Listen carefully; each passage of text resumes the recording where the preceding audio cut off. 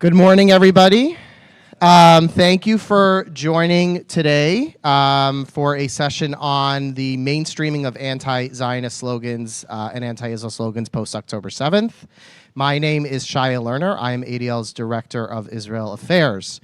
I'm going to introduce today's session, and then I'm going to introduce our wonderful panelists. Before I do that, I just want to note we were expecting a third panelist, Amanda Berman from Zionist, to join us today. Unfortunately, she had a very significant last-minute conflict and is unable to join. But our two other panelists, I'm sure, will be able to fill her very, very big shoes, or at least partially fill her very big shoes. So to begin with, for the past few years, we have seen a shift in the anti-Israel movement from attacking Israel as an entity, primarily through things like the BDS movement, to attacking those who are actual or perceived supporters of Israel, i.e. Jews and Zionists. These types of attacks have manifested themselves in our politics, in activist spaces, and most significantly on college campuses.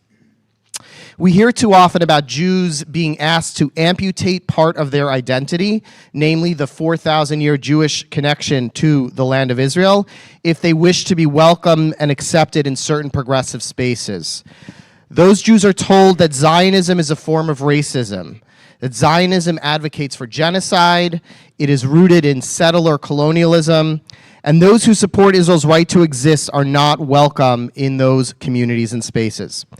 Since October 7th, we have seen a collective effort by the anti-Israel movement to further mainstream this narrative about Zionism and the Jewish support of Israel. This has manifested itself in slogans used by politicians, on signs held up during pro-Palestinian rallies, in protests in front of Hillel buildings and Jewish-owned businesses and elsewhere.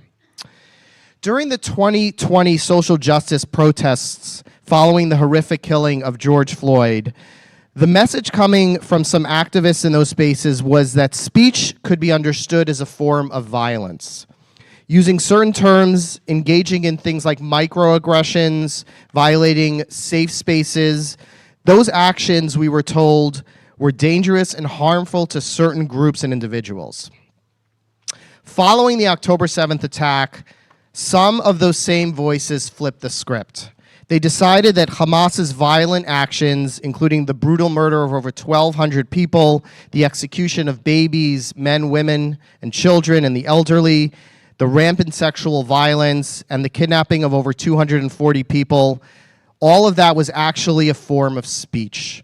It was, we were told, simply a way to protest Israel's treatment of the Palestinians in Gaza. For today's session, we will explore the efforts to mainstream anti-Zionist and anti-Israel slogans, unpack their meaning, and explain how their use is contributing to an intensified climate of anti-Zionism and anti-Semitism we are seeing around the world. For this challenging task, I am honored to be joined on stage by two individuals with significant experience and firsthand knowledge of this issue. On my immediate right is Dr. Karen Milner, who is the elected national chairperson of the South African Jewish Board of Deputies, which is the representative Jewish body of the community in South Africa. Karen is also an associate professor of psychology at the University of, I think we call it Wits University in Johannesburg, and is actively involved in fighting all forms of racism and anti-Semitism in South Africa. To her right is Oren Jacobson, who is the co-founder and executive director of Project Shema, which trains and supports the Jewish community and allies to more effectively address contemporary anti-Semitism. Oren also co-founded Men for Choice, a multi-state advocacy organization. We'll have a whole panel on that after, Oren. Working to bring male allies into the fight for reproductive freedom. The format today will be as follows. Oh, thank you, yes. I'm going to ask each of the panelists several questions. We'll have hopefully an interesting conversation. And then we'd love some audience questions. If you do have a question, you can even anticipate a question now. Please raise your hand, and my colleagues will go around with note cards. There you go. And you can write your questions on those, and they will share with me. So let's get started. First question I want to ask for both of you, and maybe we'll start with you, Karen. Before we get into the specific slogans, can you each please talk about what shift, if any, you have observed in the spaces you engage in post-October 7th and how things compare from, let's say, October 6th to October 8th? Thanks very much. Is that on? No, that's better. Is that better? Can you hear? Everybody hear? Can you hear me now? No. Thank you. Thanks. All right, thanks, Oren. And I'm going to start, and could the people at the back just wave at me if my voice drops, if you can't hear me? Well, the people halfway through the back, you still can't hear me. Is that better? Hello? Hello? I don't know what Pass the I'm doing, mic but around. someone's trying to silence me clearly. Is it on now? So, it's not the first time. No, I'm joking. It actually isn't the first time that I've been cut off. Hello? Hello? Hello? There you go. Is that better? Hello? Is that better? Hello? Can you hear me? Okay.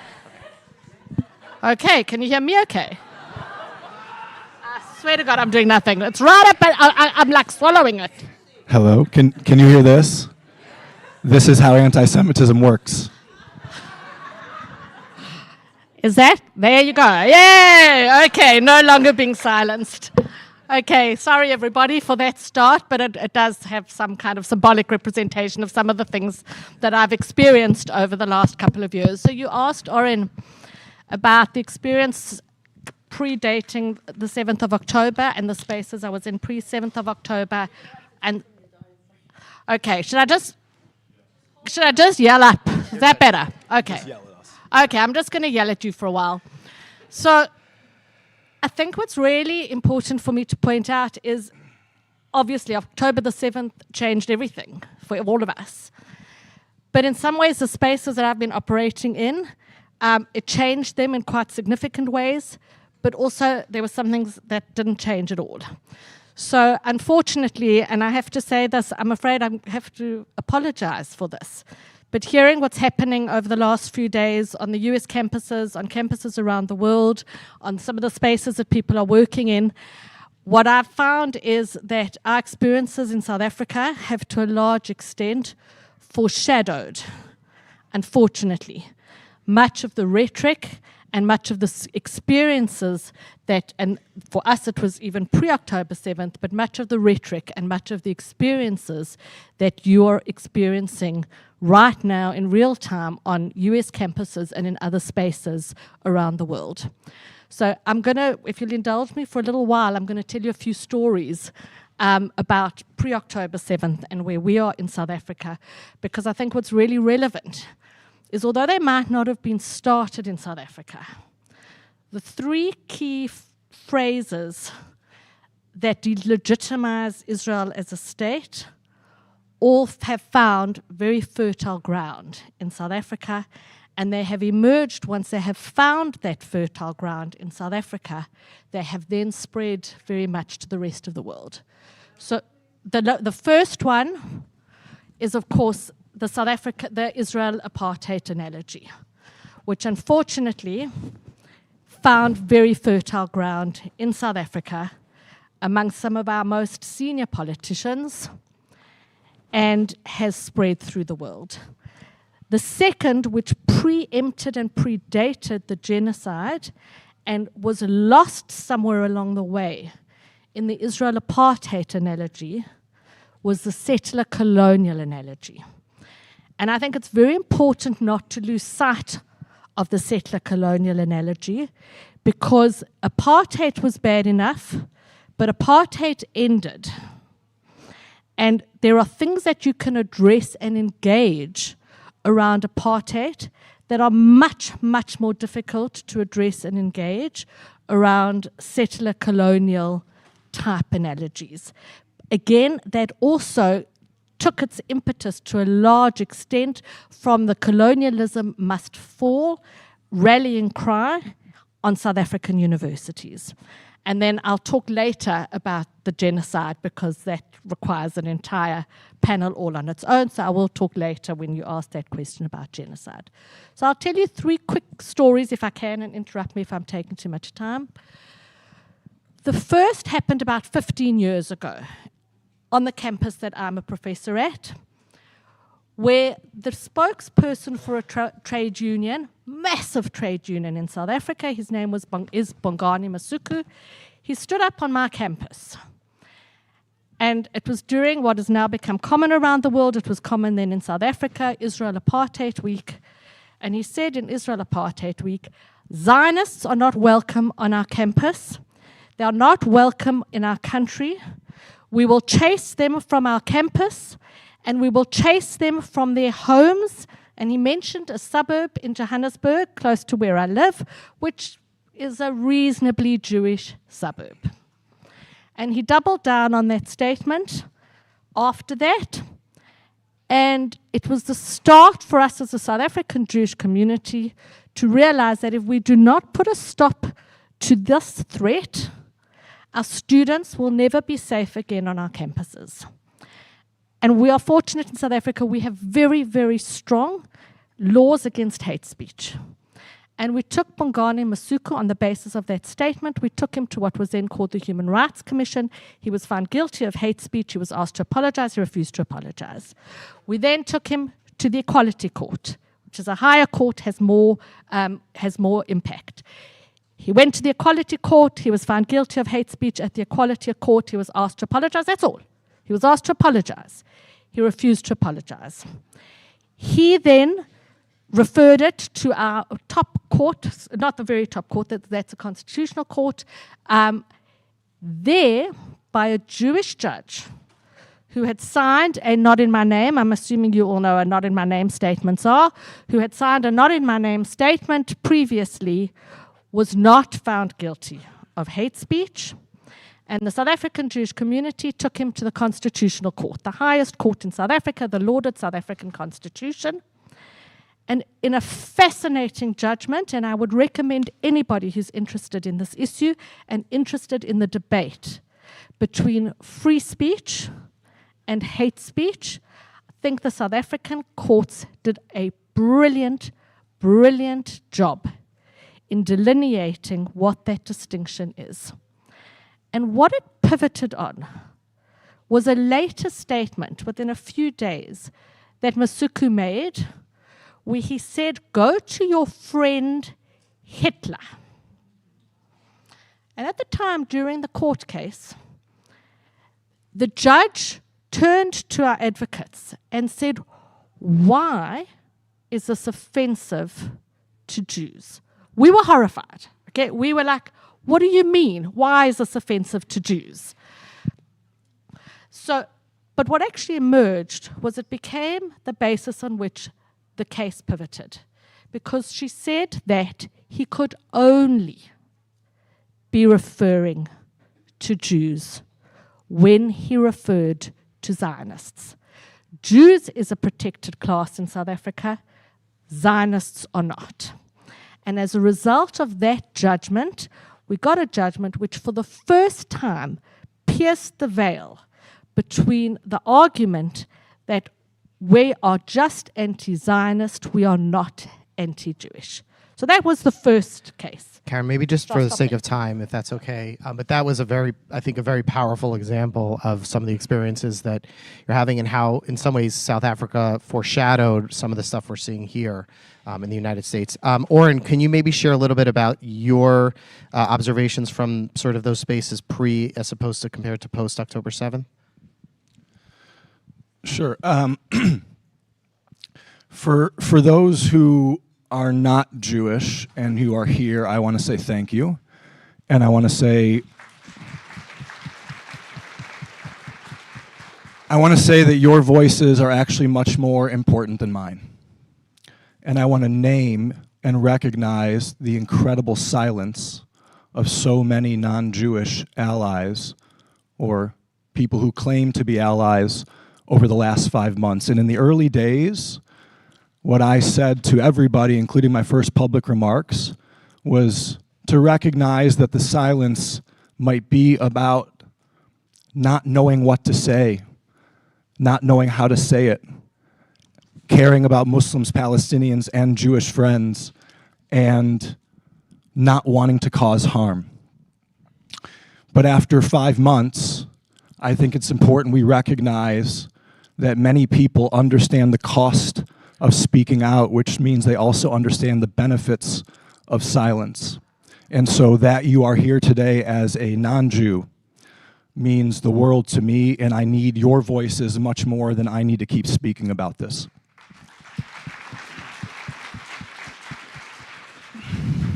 Number two, I want to place this entire conversation about rhetoric, and I apologize for my voice, Kiyomi, wherever you are.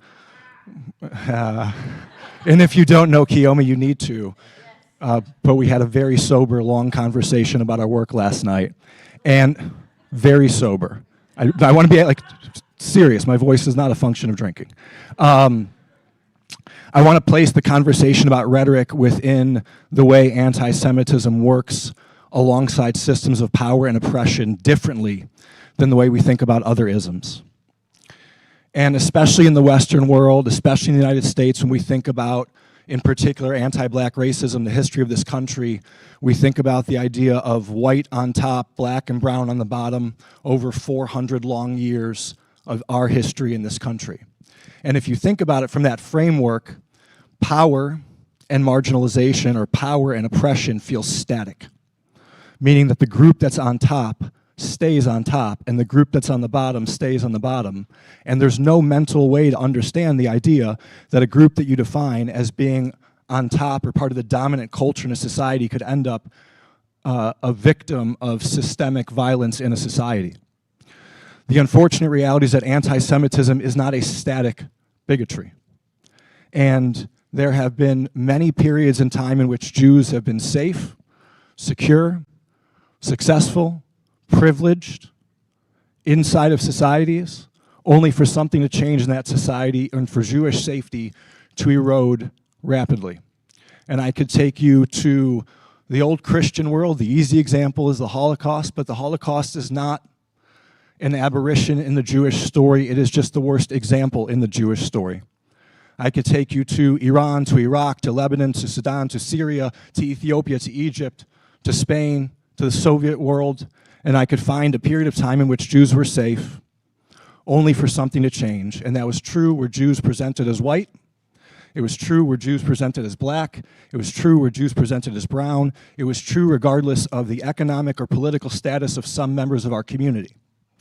And so when we're thinking about the rhetoric that's flying around the society right now, and in many cases by people who I think are fighting for what they believe is justice, for a people who need allies to speak for them as well, and at times don't even know exactly what they're saying, that rhetoric is planted into the soil of a society that has grown over thousands of years to believe that Jews are not to be trusted and are inherently and uniquely evil. And so that rhetoric is not planted in a vacuum, it is planted in fertile soil. And that as we continue to allow that rhetoric to be normalized, we are risking the normalization that it's okay to demonize, isolate, ostracize Jews in this society, let alone the Jews in Israel, who, regardless of what our opinions are of the Israeli government, also deserve to live in safety, and also are people who have survived genocide and ethnic cleansing and have faced endless attacks for 75 years for the simple crime of trying to go back to their home after they weren't allowed to be anywhere else safely to build a society and protect and defend themselves. So, with that, a little bit more than 3 years ago, I sat in Jonathan Greenblatt's office, and he asked me how I thought this could change, meaning the trend on the left. And in doing this, let me respectfully place my objection to Jared Kushner being honored.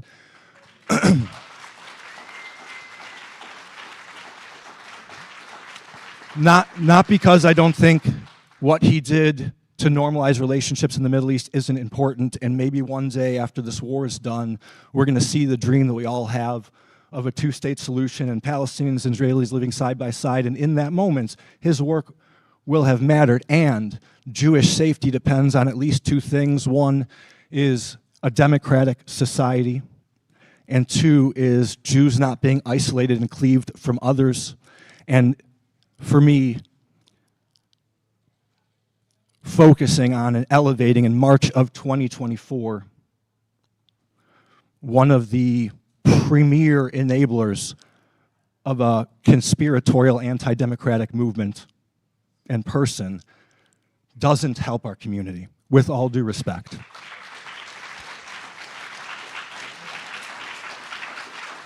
And I have a lot of respect for Jonathan, and I will say that I think Jonathan Greenblatt probably has the hardest job in the entire Jewish world. I really believe that. I say it all the time. I wouldn't wish that job on anybody. It's tough. And I said to him that one of the two things I thought might change this situation was, my words at the time were, a 9/11 style attack on Israel. And in saying that today, I want to recognize that the language of 9/11 vis-a-vis this attack activates Islamophobia in this country, so I don't want us to keep using that language publicly if we are. But I was wrong. I was very wrong. And I've been working on this for 6 years as somebody deeply committed to progressive causes, and I thought that maybe a moment like that, not that I was wishing it to happen, but I thought that maybe a moment like that would cause everybody to wake up. And so I sit here today, and I have to reassess a whole bunch of my own analysis of the situation. And what I've come to recognize is that rather than slowing this down, it's accelerated it.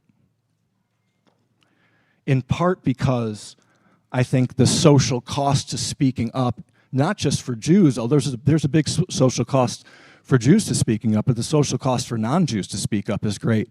And too many people have been unwilling to push back on rhetoric that is problematic. And I'll stop here, which is to say, a lot of the work that we do is designed to help Jews and non-Jews identify the rhetoric and why the rhetoric itself is harmful, because many people are saying things that they don't even realize is harmful.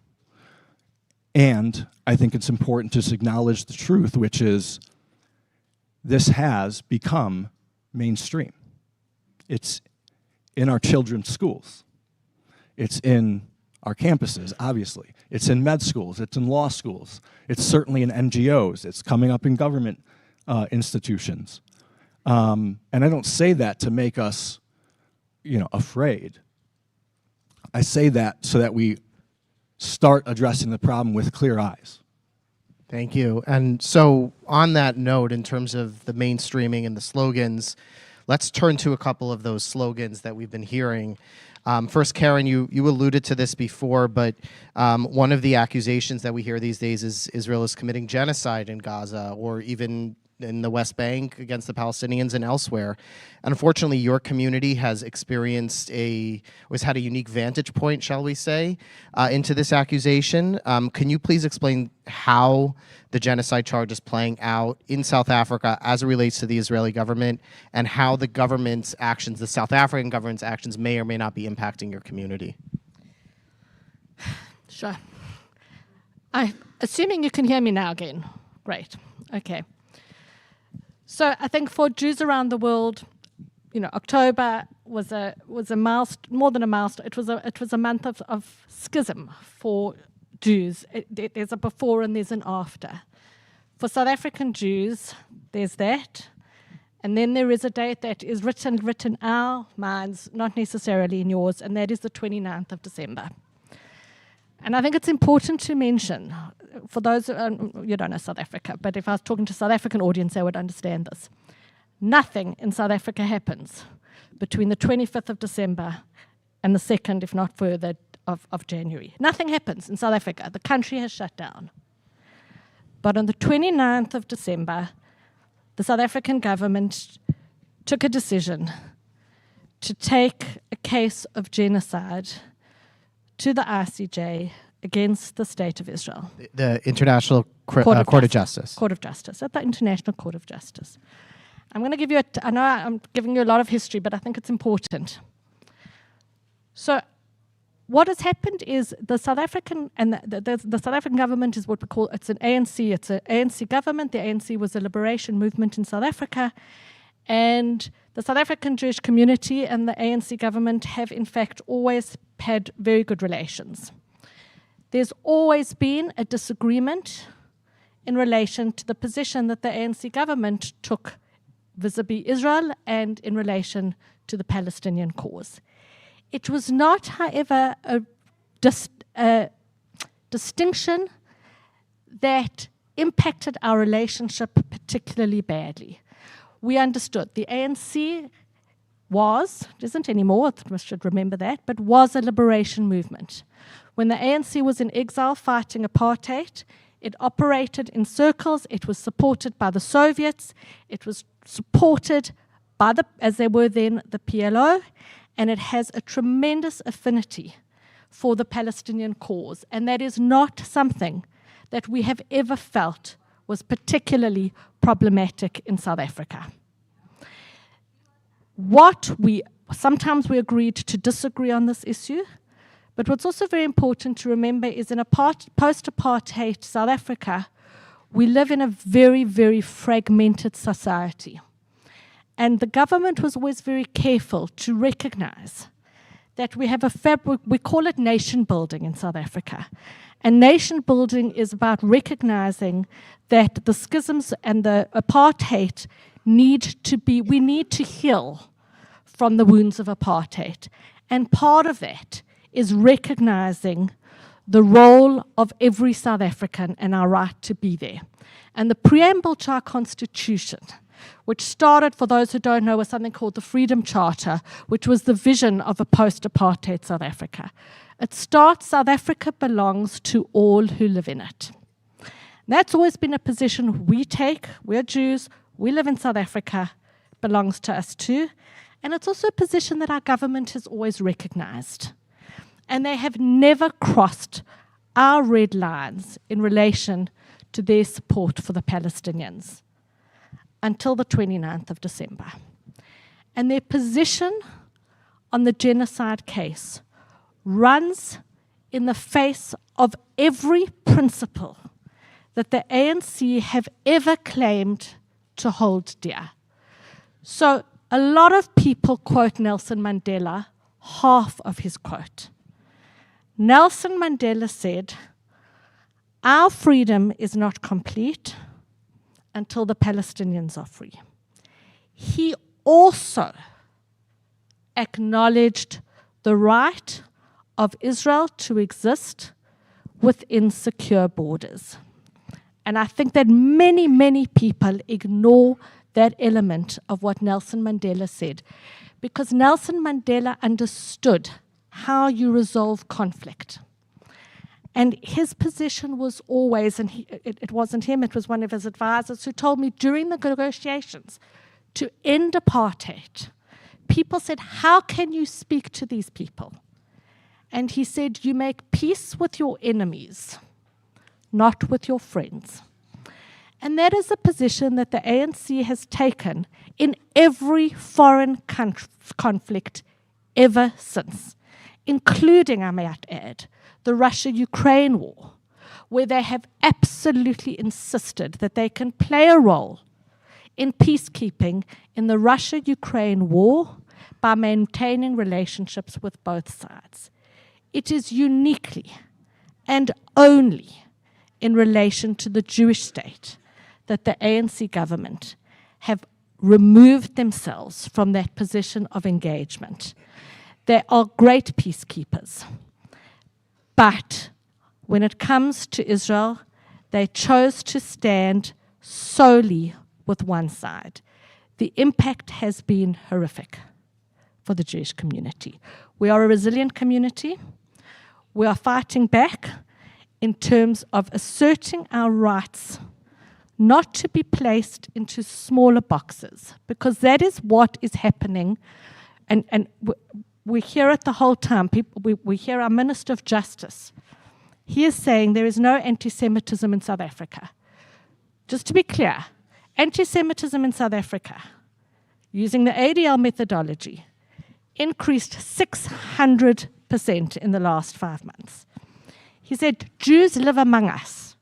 I don't live among my fellow South African. I am a South African. What they are saying is that if we will go back into these small boxes and deny our historical, religious, familial, cultural ties with Israel, we can come back into not living amongst us, but being with them. And we are not prepared to do that. We will not go back into those boxes. We recognize the sympathy with the Palestinians, but we demand that our identities be recognized as well. Thank you, Karen. The sort of the request to amputate your Jewish identity is in the year 2024. It's one thing coming from activists, et cetera, but when it's coming from your own government, I just can imagine the psychological traumatic impact that could have on the community. Oren, this generation, or I should say the younger generation's rallying cry in support of the Palestinians is pretty well known. We hear it all the time. It's from the river to the sea, Palestine will be free. It's not a new slogan, but it's kind of taken on a new resonance in the last few months. Can you please unpack what that slogan means, why it is so widely used, and how do Jewish or pro-Israel voices hear that slogan versus pro-Palestinian voices, if you can put yourself in their shoes for a moment? So, from the river to the sea, let's start with geography, which is hard. The Jordan River, the Mediterranean Sea, and between those two bodies of water is all the land that makes up Israel and Palestine, right? Israel proper, West Bank, Gaza, that's all between the river and the sea. Now, most people who are saying that on social media or marching on college campuses probably couldn't name the river or the sea, couldn't place the river or the sea on a map. And that's actually important context. There was a study done by a professor at UC Berkeley. It came out in a Wall Street Journal article in December that looked at 250 college students and who supports it, the statement. And like 50% said they support it. And then they asked, what's the river and what's the sea? And half the people didn't know which river and which sea. And sure enough, when they started looking at a map and understood the implications of the language, sure enough, they changed their perspective on what they support. I think for at least what I've heard from Palestinian friends and the way that they think about that language, or certainly from other activists, they view it as sort of a rallying cry for liberation, not necessarily the elimination of the state of Israel. I think Jews certainly hear the language, Palestine will be free from the river to the sea, as a statement calling for the elimination of the state of Israel, because if in fact there is a state of Palestine that runs from the river to the sea, there is not a state of Israel. Now, however the Israelis and the Palestinians choose to hopefully one day resolve this ongoing conflict, I will support it. And if the Israelis and the Palestinians decide on 1 state, 2 states, 3 states, 4 states, I'm good. It's not my decision. I don't live there. I'm not a stakeholder. In fact, you might argue that somebody in the United States placing a solution on to those folks is an act of colonialism. But I digress. There is no world in which there is a Palestinian state from the river to the sea that doesn't involve an all-out war to destroy the state of Israel. And so even if the activists saying that don't intend that, it is really hard for Jews to not hear that as scary, right? There are 7-8 million Jews living in the state of Israel. The majority of Jews on earth are living there. And so we hear that and feel that as a literal threat to the safety of our families and our friends. And so I think that's a baseline feeling. In my work in the progressive movement, we spend a lot of time talking about impact over intent, meaning that my focus isn't on why you're saying something, it's on how it can impact my community. I think it's a really smart way to approach these things because it doesn't assume that we have the same language. we understand the same meaning, and that the intent is to harm. And so in the abortion rights work that I do, one of the things that I've learned over time is if all I do is talk about abortion rights as a woman's issue, I am leaving out of the conversation trans and non-binary folks who are also distinctly impacted by the lack of access to reproductive health care. And that has a negative, harmful impact to a marginalized community. Fortunately for me, the good Lord invented a word with 3 letters called and I can say women and all people who can get pregnant, and in making that small decision based on the feedback of trans friends of mine, I can make sure that my advocacy doesn't cause any harm, and I acknowledge their humanity and make sure that their experiences are included in what I'm doing. Unfortunately,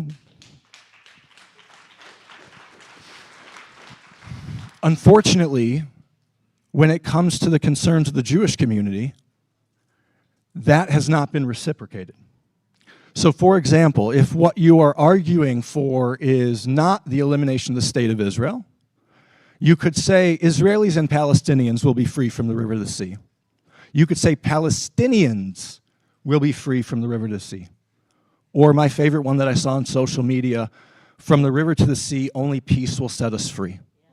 Literally any of those statements, from my perspective, any of those statements would continue to uplift necessarily the voices of long-harmed people who lack freedom, dignity, and the opportunity to pursue their own vision for their own nation without potentially normalizing the idea that a war to quote-unquote decolonize Palestine would be an act of justice. And so my ask of people has been, just as you want me to alter my language so that I don't cause harm unnecessarily, I think it's fair for me to ask you to alter your language so that you don't cause harm unnecessarily. Some people who have a good enough relationship with me have honored and acknowledged that, even changing the way they talk about genocide, even if they believe it's a genocide. Some people have, I think, dismissed that, and that's unfortunate. All that said, I want all of us who care about other movements for justice in this country to stay right where we are. Do not walk away. Do not walk away because some people are saying things that are harmful to us. We should be there because of who we are, not because of a decision to make it a transaction. I'm not going to walk away from the abortion rights movement just because some organizations in the abortion rights movement have issued statements which I think are incredibly problematic. I'm not going to allow their ignorance or their biases to change me or erase me. And so I know that that tension is in our community right now. And I also want to say, do not allow our fear to blind us to the concerns and the lived realities in this moment of the Palestinian people, especially in Gaza. Do not allow our pain to blind us to the concerns of the Muslim community in this country in particular, who in many ways is a mirror to our own, experiencing a rise in Islamophobia. That is not easy, and if you're not ready yet to do that, that's okay. I'm just asking you to hold on to it. The transactional or selfish benefit to my argument about staying in is that if we are not there, this will not get any better. If our voices aren't there, if we're not in relationship talking to people about the way this rhetoric is potentially harmful, no one else is going to be doing it for us. So we have to be there to push back, to educate, to do it with love, to not make an assumption that people who are saying harmful things intend to harm us. And most importantly, show up for those causes because we know what it is like to be the victims of hate and bigotry, and because showing up against hate and bigotry is critical, because wherever hate and bigotry exist, that hate and bigotry will eventually come for us too. Thank you, Oren. And I want to elevate, something you mentioned in terms of education, and this has been a real priority of ADL's even prior to October 7th. When we think about, at the time it was more in the BDS movement, now it's more of those who engage in anti-Zionism, those who actually understand what those anti-Zionist slogans mean, like what from the river to the sea actually means, or those understanding the intention of the BDS movement are different in many ways than many of those who join those protests and are given a sign to hold up, or join a BDS or pro-BDS club because they think it's a nonviolent way of protesting Israel. Those individuals who we often refer to as sort of the long tail, those are people who we should be working with, engaging with, educating with, because they're not necessarily in the same camp as those who vehemently believe that Jews have no right to a country of their own. They're people who are social justice activists or just general activists in some form or another and don't necessarily understand the nuances and the complexity. So education is really, really key, I think, especially in this moment. I want to turn to sort of one more, not exactly slogan, but issue that has come up post-October 7th and really actually, I think was crystallized a few days ago. And that's the notion of denialism. The claims that the events of October 7th, and particularly I'm referring to the issues of sexual violence that happened on October 7th, never happened. There are people who continue to claim this. The UN just released a report a few days ago, and there was all sorts of pushback against that. There was an interview with Judith Butler a couple days ago as well, where she sort of elevated some of these tropes. I'll start with you, Karen. Can you talk a little bit about how you're seeing this notion of denialism manifesting itself, both in general, but specifically with terms of sexual violence, and why you think it might be happening? Why can't people just admit that the facts show, the videos show, the testimonies show that this is what actually happened on October 7th? Sure. So I think when we use the term denialism, I think for me anyway, the term, it always takes me back to things like Holocaust denialism. And I think there's almost an inversion of what happens in Holocaust denialism in what happens in October the 7th denialism. And I'll explain to you now what I mean. Because I've had it from both sides in South Africa. So neo-Nazis as well happen, white supremacists there as well. So it's interesting. What the Nazi or neo-Nazis will say around Holocaust denialism is they'll say, it didn't happen, but you deserved it anyway. Okay, that's and it's common. You'll see, the very first tweet or the very first thing they put out is didn't happen. This is why it's not true, etc., etc., etc. 3 tweets down, Jews are terrible, and actually they've been kicked out of every country they've ever belonged in, and 6 million of them really did deserve to die because they were actually Hitler's friends, etc., etc., etc. So, and as bizarre as it sounds, it gets some traction. Then we get October the 7th. And for me, what happened was a kind of inversion of that. What happened was, you deserved it, but it didn't happen. Okay? And that's what we've been seeing a lot. So on October the 7th or October the 8th, okay, before there was any kind of response, Israel hadn't even understood the scale of what had happened. Again, the DIRCO, the South African government international relations spokesman, put out a statement. We weren't expecting a great statement. We haven't got that great expectations, but we were expecting a kind of condemnation, at least on both sides, kind of statement, even though Israel had done nothing at that stage. The statement, right from the outset, effectively said, and the only way I can say it, and I'm sorry because it's something that they said you had it coming. You had it coming. 75 years of occupation. This is the consequence. Yes, it's not necessarily the best way of doing it. This is the consequence of 75 years of education, rape, hostage taking, burning babies, all of that. So there wasn't really a denial. There was a subsequent to that, and again, and I see it in the meetings that I've had with my government, they literally roll their eyes when we refer to the murder of babies and to the rapes. And on South African television, it was probably early November. Bless them, they had Kadami, who is the Hamas spokesman, came to speak on South African television. And the journalist, who is a well-known and quite respectable journalist on South African television, said to him, "What about the hostages?" And then she followed up immediately. And she said, "What about the children hostages?"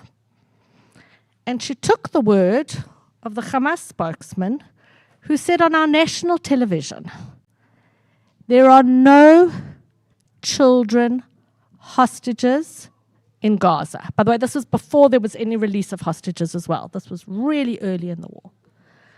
She said nothing. She smiled. He said, "There are no children hostages in Gaza," and she smiled. So the South African Jewish community the next day took the number of teddy bears that were of number of children, and we did a little protest outside the SABC. And I think this is where your point comes in. Sometimes we simply have to confront it. We took the teddy bears. You have to have permission for a protest, so it couldn't be a big protest. There were 10 of us. Stood outside with hostage T-shirts with the children's faces and names on. And we were interviewed by those same SABC journalists, who then acknowledged. So I know that that's not what you're seeing, but it's so, and to come to your point about why it's being denied. And we saw it, unfortunately, again, I hope you don't see this coming here. There's a huge billboard on one of our freeways in South Africa. It's got the word Israeled on it. Has anybody heard the term Israeled? Okay, it's coming. It means a liar. It means a liar. Israeled with a You've D. been Israeled. Israel, L-E-D, Israeled. It means a liar. And so that is, now those are people with malicious intent. They are not the people that you're talking about.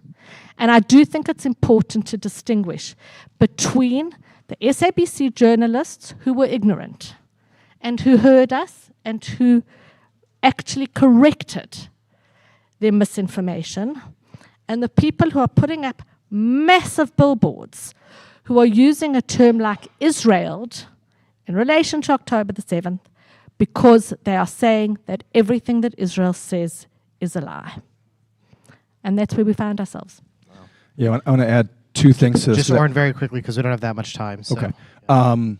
One is, if the story you want to tell is that one side is just and one side is not, or the actions on October 7th are just, then anything that holds Hamas to account upends that story. And so in some ways, there is a self-rationalization to denialism, because the absence of that rationalization means the requiring of me holding accountable people who did something that is unacceptable. I sit here today and I wonder to myself, 150, however many days we are into this, with 30,000 plus dead Palestinians in Gaza and countless more in a horrific situation, and I wonder what would have happened if the ceasefire movement's motto from the beginning was #ceasefire, #bring them home. That had they drawn a bigger tent and recognized that, yes, Israel has accountability in the story of this entire situation, because it doesn't start on October 7th, and what Hamas did on October 7th is completely unacceptable, and they're continuing to hold innocent civilian hostages in Gaza, and in order for this war to end, two actors have to make different choices, including the release of hostages. And so I think about the denialism lens through the lens of, am I willing to hold not just Israel accountable? It's easy for people to hold Israel accountable. It's not been that easy to hold Hamas accountable. And I think that's an unfortunate part of the ceasefire movement, which is not to say, because someone's going to, chop this up and say Oren's opposed to ceasefire. I don't want the war to go on any second longer. And I wish that the movement had included from the beginning an intentional focus on hostages too in its public messaging and public branding, and I think that would have built a much broader movement in the United States against the war. Thank you. Okay, we're going to turn to audience questions. There's a lot here, so I apologize in advance. I won't be able to get to all of them. I'll also note several of the questions had to do with how can we better educate ourselves and understand the slogans and what does Zionism mean, etc. Those are all fantastic questions. Unfortunately, I don't think we're going to have time to discuss those here, but perhaps we'll have other sessions. I don't know about Never Is Now or in general. And ADL also on its website has some excellent resources with these definitions and with some of the slogans as well, explaining why they're problematic. So I encourage you to visit adl.org and read some there. So the first question, and either one of you feel free to take this, actually comes from a college student who basically says, we're young, we don't have a voice yet. And I want to note a statistic that ADL recently released, which I don't know if it's exactly college age demographic or college adjacent, but ADL polling just found that younger Americans are more likely to support anti-Jewish tropes than older Americans. So we found that on average, a half of Gen Z, there's two statistics here. I'm conflating the two. Younger Americans will support anti-Jewish tropes at the scale of about 5.37%, as compared to older Americans where the number is lower, 3 or 4%. But also that half of Gen Z expressed some degree of comfort of being friends with a Hamas supporter. So half of the young people, presumably in this generation, are comfortable with the idea of being friends with a Hamas supporter. How do we help younger voices, Jewish voices, pro-Israel voices, get a stronger voice here? And how can we ensure that they can have engagement, essentially conversations with their friends who may or may not be Hamas supporters or friends with Hamas supporters? So number one, to the college student who asked that question and to all of you who are here, I want to respectfully challenge one thing, which is that you don't have a voice. You absolutely do. And some of the best organizers in this country are young people. And the movements that these young people have brought together on gun violence and climate change and so many other things are beyond inspiring. And so we need you to lead and not expect us to get it all right. So use your voice. Number two, if you happen to be a male college student and you want to join the Men for Choice Fellowship Program, please come talk to me. And number three is your ability to influence is rooted in an existing relationship. You're not going to go up to somebody at a protest and say, hey, that sign is bad, let's talk about it, and expect that person to move. But if you say to a friend, hey, I saw something you posted on Instagram, can you and I have coffee? If you're 21, have a beer, and sit down face to face and talk. They may not walk away agreeing with everything, but that's not necessary. The thing that is necessary is for them to build some sort of empathy for your concerns, because the presence of empathy is actually the best antidote to bigotry. Right, that they see you as a person, they see us as a people with legitimate concerns. And so I would say you have a voice, use it, but engage the people you have relationships with who are able to demonstrate empathy for you, not those who cannot. Thank you. Do you want to add anything, Karen? Sure, just very quickly. I think that as we come under increasing hostility, the tendency is to turn more and more inwards towards our own community and to speak to our own community. And it's great because it's lovely speaking here where I'm getting clapped. It's much less appealing when I speak to audiences where I'm heckled and where I have really, really difficult questions to answer. But that is the space, and I know it's hard, but that is what I would say to the college students.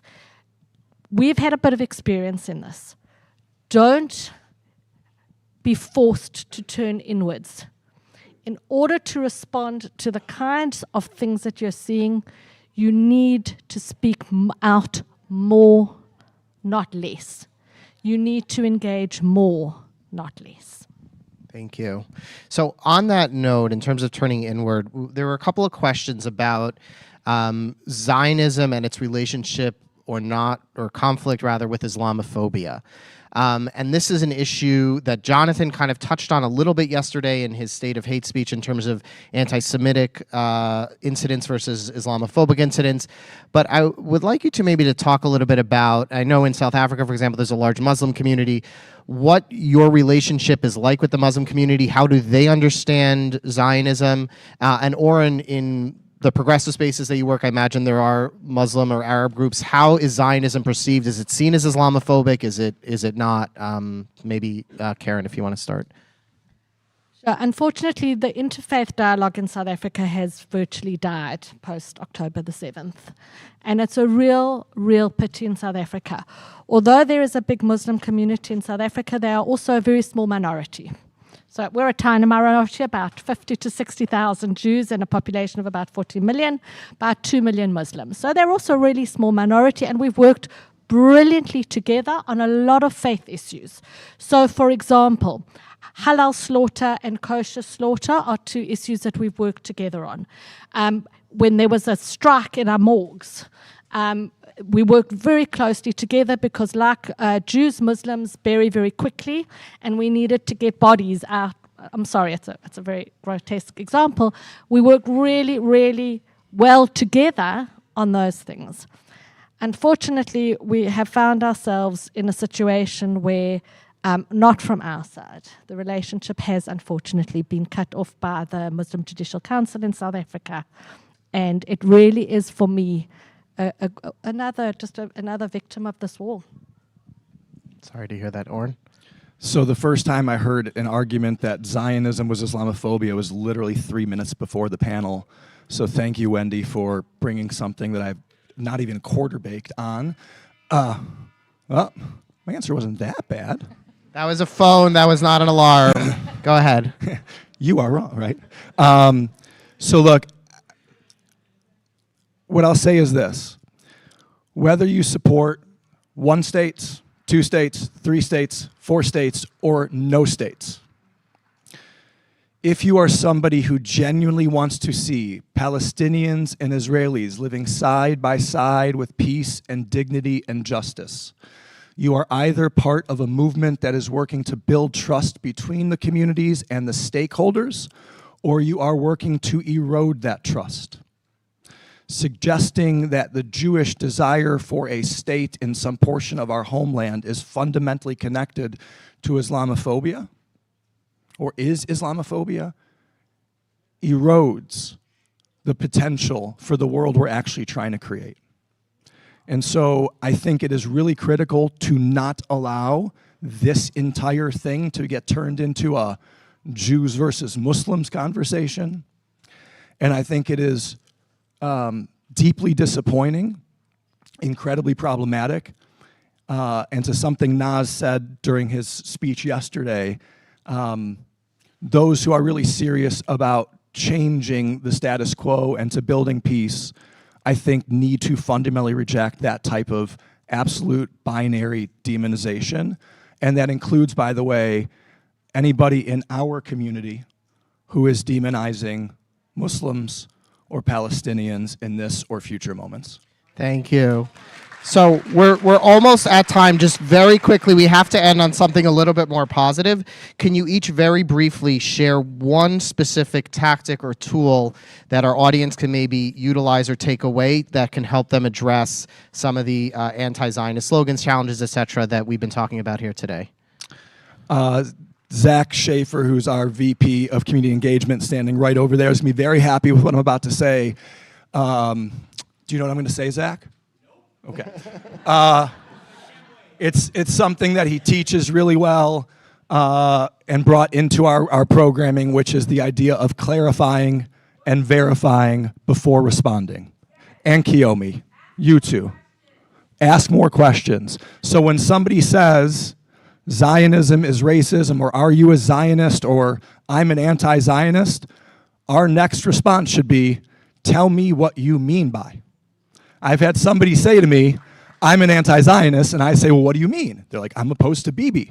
I'm like, Well, me too. I'm opposed to the occupation. Me too. I think there should be a two-state solution. Me too. But wait, isn't that colonialism, though? No. I mean, and so I had to say to this person, I'm really sorry to break the bad news to you, but you're actually a Zionist. And so the short story here is pause, ask a question, clarify the intent. There is a better than not chance that the person saying whatever they're saying doesn't mean exactly what you think they mean. Thank you. Karen? Yeah, I think I have very little to add to that, actually. I go back to the South African experience. I lived in the most racist country in the world. I'm a white South African. I grew up during apartheid.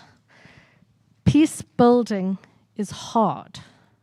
I think Nazir also mentioned that yesterday. Saying slogans is easy. I call on every single person here and to expand this and amplify this in whatever new networks you are. If you are genuinely interested in peace, if you are genuinely interested in the end to this horrific war, in a better future for Palestinians and for Israelis, then we need to do the hard work of engaging. We need to understand each other. Mandela said it, I think, as well. We can only understand and we can only find peace if we understand each other's fears. And I think that's being lost a lot now, is the anti-Zionist movement, and I think they're doing themselves, as you said earlier, a tremendous disservice in not acknowledging that in the call, for example, for Palestinian nationhood and Palestinian liberation in calls like From the River to the Sea, they're ignoring the deep, deep-seated fear of Jews based on our history, that is a call to genocide. If we start acknowledging those fears, we can perhaps trigger less to those kind of calls, and the people making those calls can make real progress in acknowledging that it is not a helpful way to bring about peace. Thank you so much. Please join me in thanking my two wonderful panelists, Oren Jacobson and Karen Milner, for a really insightful conversation. Thank you all for being here today, and enjoy the rest of the programming.